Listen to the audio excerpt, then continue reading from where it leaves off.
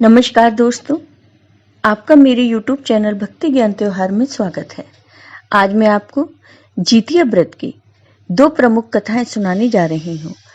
अगर आपको ये कथाएं पसंद आएं तो कमेंट बॉक्स में जीमुत वाहन भगवान की जय अवश्य लिखिए। साथ ही अगर आपने अभी तक मेरे चैनल को सब्सक्राइब नहीं किया तो सब्सक्राइब कर लीजिए और बेल आइकॉन पर क्लिक जरूर कीजिए, जिससे हमारे वीडियो के नोटिफिकेशन आपको मिलते रहें। अब सुनिए ये कथाएं। नर्मदा नदी के पास एक कंचनवटी नाम का नगर था। वहां के राजा का नाम मलाई केतु था। उसी नर्मदा नदी के पश्चिम ओर बालूहट्टा नाम की एक मरुभूमि थी, जिसमें एक विशाल पेड़ पर चील रहती थी। उसी पेड़ के नीचे एक सियारन भी रहती थी। चील और सियारन दोनों ही पक्की सहेलियां थीं। कुछ महिलाओं को जितिया व्रत करते देख चील और सियारिन ने भी यह व्रत करने का संकल्प लिया और दोनों ही भगवान श्री जीमुत वाहन की पूजा और व्रत करने का प्रण ले लिया। जिस दिन दोनों को व्रत रखना था, ठीक उसी दिन शहर के एक बड़े व्यापारी की मृत्यु हो गई। उनका दाह संस्कार वहीं मरुस्थल पर हुआ। मुर्दा देखकर सियारिन को भूख लगने लगी और वह खुद को रोक नहीं पाई, जिसके कारण उसका व्रत टूट गया। परंतु चील ने खुद पर संयम रखा और पूरी श्रद्धा और नियम से अपना व्रत पूरा किया। अगले दिन व्रत का पालन भी किया। उसके बाद अगले जन्म में दोनों सहेलियों ने पुत्री के रूप में एक ब्राह्मण परिवार में जन्म लिया। उनके पिता का नाम भास्कर था। चील बड़ी बहन और सियारिन छोटी बहन बनी। बड़ी बहन का नाम शीलावती रखा गया। उसकी शादी बुद्धसेन के साथ हो गई। छोटी बहन का नाम कपूरावती रखा गया और उसकी शादी उस शहर के राजा मलाई केतु से हुई। छोटी बहन कपूरावती कंचनवटी नगर की रानी बन गई। अतः भगवान जीमुत वाहन के आशीर्वाद से बड़ी बहन शीलावती को 7 पुत्र हुए, लेकिन कपूरावती के बच्चे जन्म लेते ही खत्म हो जाते। कुछ सालों बाद शीलावती के 7 पुत्र बड़े हो गए और राजा के राज दरबार में काम करने लगे। उन्हें देखकर कपूरावती के मन में ईर्ष्या और जलन की भावना उत्पन्न हो गई। इस ईर्ष्या की भावना में कपूरावती ने राजा से कहकर शीलावती के 7 बेटों के सर कटवा दिए। फिर उन 7 सिरों को साथ में बर्तन में डालकर ढक दिया गया और शीलावती के पास भिजवा दिया गया।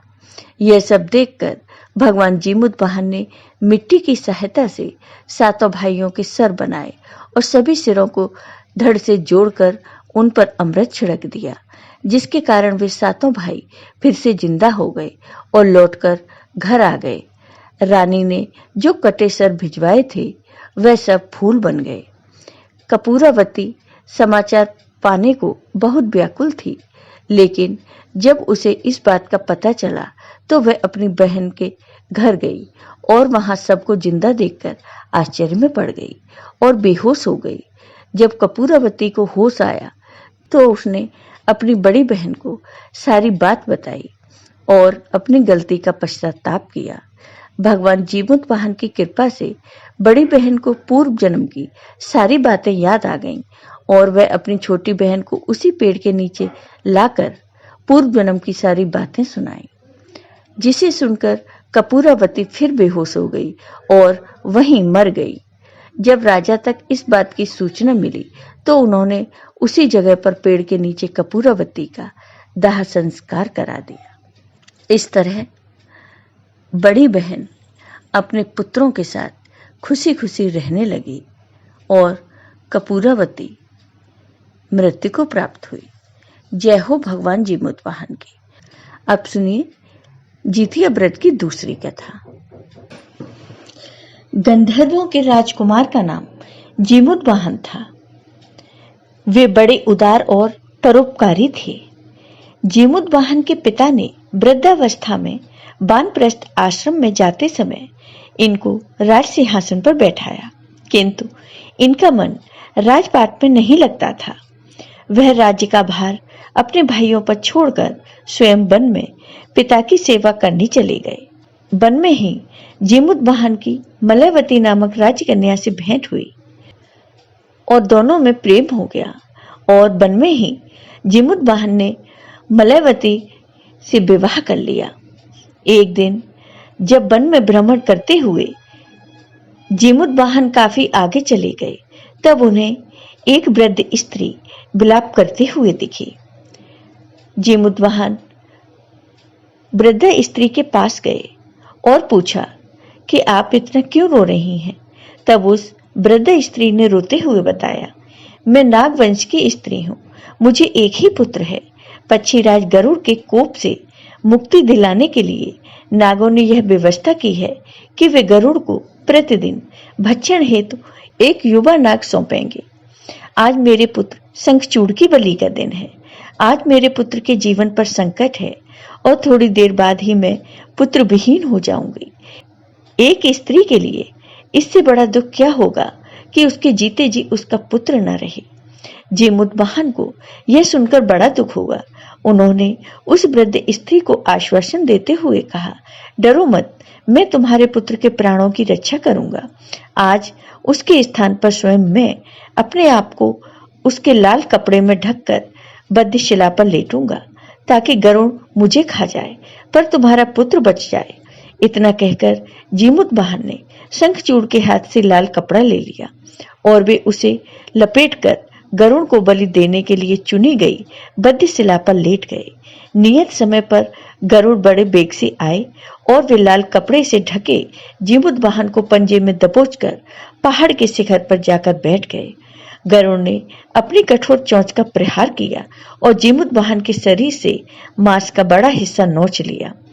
इसकी पीड़ा से जीमुतवाहन की आंखों से आंसू बह निकले और वे दर्द से कराहने लगे। अपने पंजे में जकड़े प्राणी की आंखों में से आंसू और मुंह से कराह सुनकर गरुड़ बड़े आश्चर्य में पड़ गए, क्योंकि ऐसा पहले कभी नहीं हुआ था।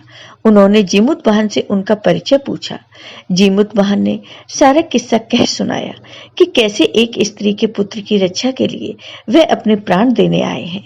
आप मुझे खाकर अपनी भूख शांत करें। गरुड़ उनकी बहादुरी और दूसरे की प्राण रक्षा के लिए स्वयं का बलिदान देने की हिम्मत से बहुत प्रभावित हुए। उन्हें स्वयं पर पछतावा होने लगा। वे सोचने लगे कि एक यह मनुष्य है जो दूसरे के पुत्र की रक्षा के लिए स्वयं की बलि दे रहा है और एक मैं हूँ जो देवों की संरक्षण में हूँ किंतु दूसरों की संतान की बलि ले रहा हूँ। उन्होंने जीमुतवाहन को मुक्त कर दिया। गरुड़ ने कहा, हे उत्तम मनुष्य, मैं तुम्हारी भावना और त्याग से बहुत प्रसन्न हूँ। मैंने तुम्हारे शरीर पर जो घाव किए हैं उसे ठीक कर देता हूँ। तुम अपनी प्रसन्नता के लिए मुझसे कोई वरदान मांग लो।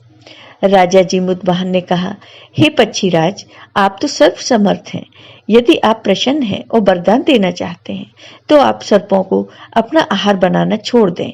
आपने अब तक जितने भी प्राण लिए हैं उन्हें जीवन प्रदान करें। गरुड़ ने सबको जीवन दे दिया और नागों की बलि न लेने का वरदान भी दिया।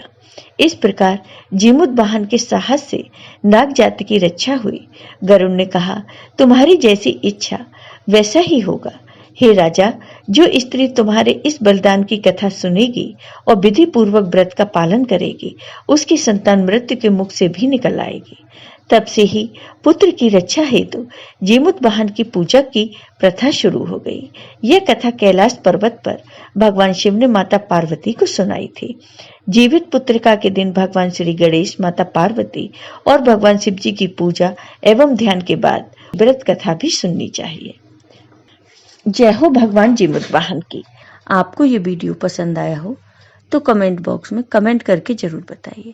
साथ ही मेरे वीडियो को ज़्यादा से ज़्यादा शेयर करिए। धन्यवाद दोस्तों।